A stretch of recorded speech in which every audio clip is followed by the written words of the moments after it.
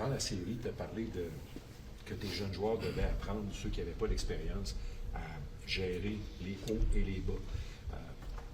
Est-ce que vous étiez déjà là-dedans, peut-être un peu après le premier match? Puis si c'est le cas, qu'est-ce que tu as senti dans le body language, justement, de tes jeunes joueurs, le day after, la journée après? Puis, Mais je pense que ça fait 3 mois qu'on est en mode playoff. Okay? Mais je sais, tu arrives là, vraiment quand ça commence les séries, c'est un autre niveau. C'est un autre niveau que bien nos joueurs n'avaient pas vécu. Mais là, aujourd'hui, on a plus d'expérience. Fait que c'est de comprendre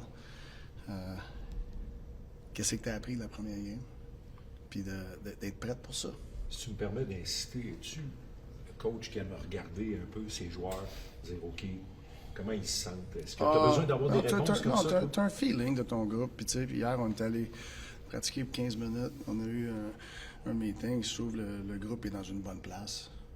Je pense que à part de ne pas gagner la première game, je pense qu'on est allé chercher des bonnes choses. On a prouvé qu'on est capable de gérer les hauts et les bas d'un match.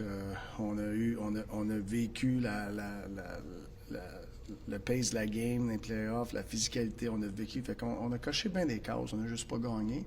Puis c'est on sait plus à quoi s'attendre dès le départ, puis c'est de partir à l'heure. On sait que Lane Hudson est très dur envers lui-même. Après le dernier match, on voulait sur 2 buts, il doit être meilleur. Tout ça. Puis lui aussi, comme tu me l'as mentionné, c'est son premier match en série dans la Ligue nationale. Est-ce que quand un jeune qui est très dur envers lui-même sort d'un match comme ça, est-ce qu'on a besoin de passer du temps avec lui parler, de lui faire comprendre qu'il faut rapidement faire oublier ce qui s'est passé dans le match? Oui, mais tu as toujours des conversations avec les joueurs, ça c'est sûr. Mais Lane, c'est pas un gars vraiment qui m'inquiète beaucoup. Okay. C'est un gars qui se corrige très vite. C'est un gars qui a faim. Il veut faire partie de la solution. Même des fois, quand c'est ses erreurs à lui, c'est sûr, il prend ça difficile, comme tout autre joueur, surtout à ce temps-ci de l'année. Mais c'est pas quelqu'un qui carry... qui l'amène dans le prochain match. Qui transporte ça. Là, je pense qu'un coup que la game commence, il essaie de faire partie de la prochaine solution. Kaden disait que les gars de Montmorency s'est arraché la tête peut-être à un niveau plus qu'en saison. Je pense que ça fait partie justement des trucs qu'il a appris de ce match-là et qu'il va pouvoir mieux réagir. Mais c'est pas la première fois. Je pense de toute sa carrière, je sais que c'est un jeune dans la Ligue nationale, mais à tous les niveaux qu'ils ont joué. Je te garantis, à l'université, quand il était un freshman, puis il n'y avait pas grande équipe qui n'essayait pas de le frapper. Ça vient avec l'étiquette le joueur qui est bâti, ça vient avec ça. Puis je pense qu'à soir, il est plus préparé pour qu'est-ce qui s'en vient. Mais il faut l'aider aussi. Il faut passer moins de temps dans notre zone. Il faut être plus en possession. Il faut exécuter du stop des cercles à ligne bleue, l'autre bord de pression. Puis ça va donner une chance à nos défenseurs de respirer, puis de pas toujours aller courir après des pucks avec leur face qui fait face à la baie vitrée. Ivan Demidov est jumelé à 2 joueurs qui ont quand même du vécu dans les séries, qui ont cette expérience-là. Qu'est-ce que tu aimerais voir de ce trio-là dans l'ensemble, pas seulement de Demidov, mais pour qu'il soit vraiment la meilleure version possible ce soir? C'est de jouer la game en avant d'eux autres. Puis tu sais pas exactement quand est-ce que tu vas avoir de l'espace, quand tu n'en auras pas. Il va y avoir des poches durant le match qui vont pouvoir montrer leurs atouts. Puis c'est de jouer la game entre ces poches-là. Last season, at one point, you were worried or would have liked to see an adjustment in Nick and Cole extending shifts and having too long of a shift on the tying goal. That was their second go into the offensive zone. Is that something that you let them manage a little bit more now, or that you don't mind as much? I mean, as an offensive player, of course you have a clock in your mind that, I've been on the ice a certain amount of time, but then this pocket, like I've been talking about, this pocket of an opportunity presents itself. Do you extend? To me, if it's, good ice, some numerical advantage, you probably need to extend.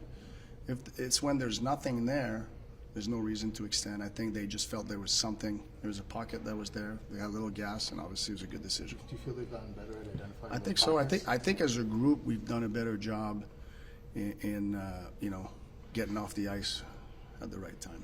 When you look at your power play goal, it's a bounce that leads to it, but it seemed as though you guys earned that bounce. There was some connectivity there. What do you like about what you're seeing from the power play? How can Yeah. you guys extend that? Yeah, no, I mean, I thought we had some good looks, and I think we got that goal because of the balance we had on the ice, and everybody's doing their job, which doesn't guarantee you're going to get that bounce, but you put yourself in a situation where if there is a bounce, somebody's close enough to keep it alive or put it in the net. To see that happen, to have something positive happen like that, knowing how few penalties were called in Yeah. the last game, knowing that it could potentially make a difference, how does that make you feel going into the next game?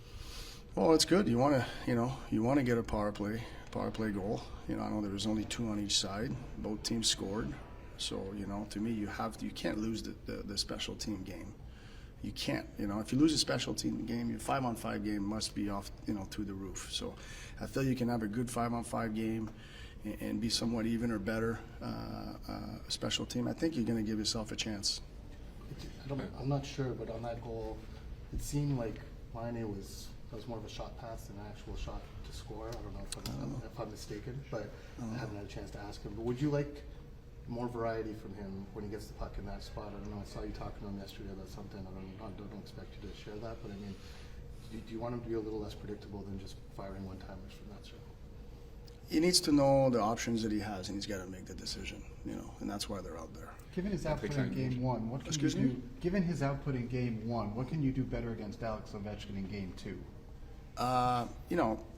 Obviously, and we didn't take many penalties last game. Like I felt like 2 on each side, but you can't take a lot of penalties against that team, against any team in the playoff in my mind. But in 5-on-5, you got to be aware when he's on the ice, and it's not necessarily winning your shift when he's on the ice, but you can't lose a lot of shifts when he's on the ice. And to me, like you got to deny his touches in the ozone. You got to play him tight. Cette semaine, Laine nous a dit que pour lui, les séries, il est capable de flipper une switch. On l'a senti très impliqué dans le premier match. Qu'est-ce que tu as aimé de son niveau de leadership, non seulement lors du premier match, mais dans les jours qui ont précédé aussi? Non, mais moi, ce que j'ai aimé, il a joué une game physique. Ses intentions étaient là. Je sais que sa ligne s'est fait scorer 2 buts, mais c'était pas des situations où Patty il essayait pas de faire sa job. Fait que non, j'ai aimé l'engagement de Patty. Si tu me permets, par rapport à Lane, tu as dit qu'il l'a vécu pendant toute sa vie, d'être la cible. J'imagine que tu en sais un bout sur on va aller arracher la tête au petit joueur de l'autre côté pour l'empêcher de jouer. C'est un bon moteur, ça, pour quelqu'un. C'est un bon moteur de motivation pour revenir en force. Puis, Ouais, mais je pense que quand tu vas toujours falloir prouver, comme un plus petit joueur, que tu es capable de jouer la game avec les gros gars. Puis la game pesante des séries. Je pense que c'est ça. Comme un Gould, je pense qu'il n'est pas obligé à prouver ça. Il a un gros gabarit. Mais les petits joueurs, oui, c'est sûr. Il faut que tu sois capable, comme attaquant, jouer en dedans, puis de te faire brosser un peu, prendre une mise en échec pour faire un jeu. Ça fait toute partie de ça. Puis je pense que tout petit joueur, ils veulent montrer ça à tout le monde, surtout à ce temps-ci de l'année. Ça va être la même formation. Oui, même formation.